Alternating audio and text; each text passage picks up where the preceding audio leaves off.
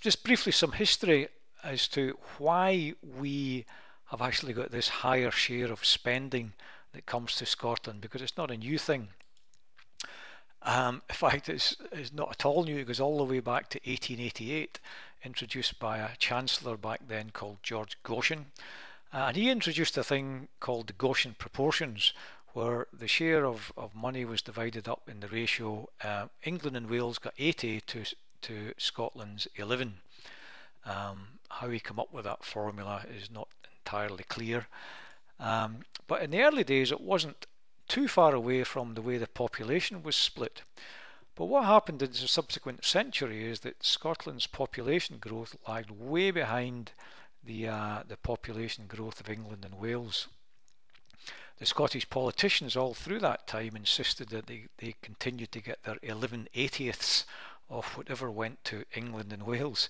But of course, with fewer people, Scotland was still getting that big chunk of money, and when you divide that over a smaller population, it turns into more spending per head in Scotland. And if you look at this chart, you can see the effect of that.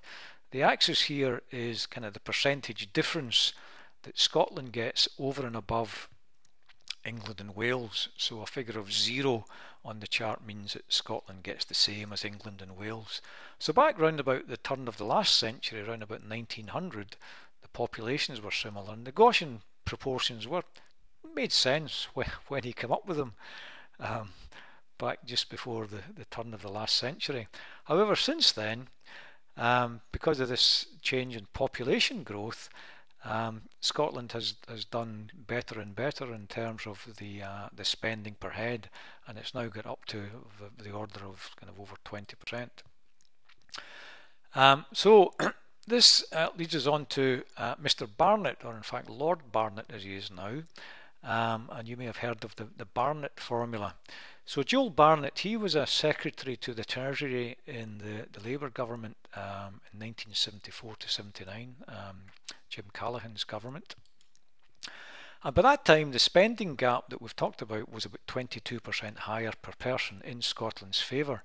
So in an attempt to do something about that, Barnett devised a formula for apportioning the public spending in future years.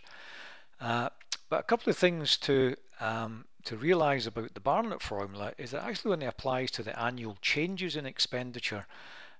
So all of the pre-existing gap is built into the baseline as the starting point. The hope was, or the intention at least, was that these future additions would be done on a per capita basis year by year, so eventually it would all normalise and it would squeeze out the discrepancy. In practice, it's actually had very little impact on reducing the gap, and as we saw from the figures below earlier on, there is still a very noticeable difference in the public spending per head in Scotland compared to the UK average.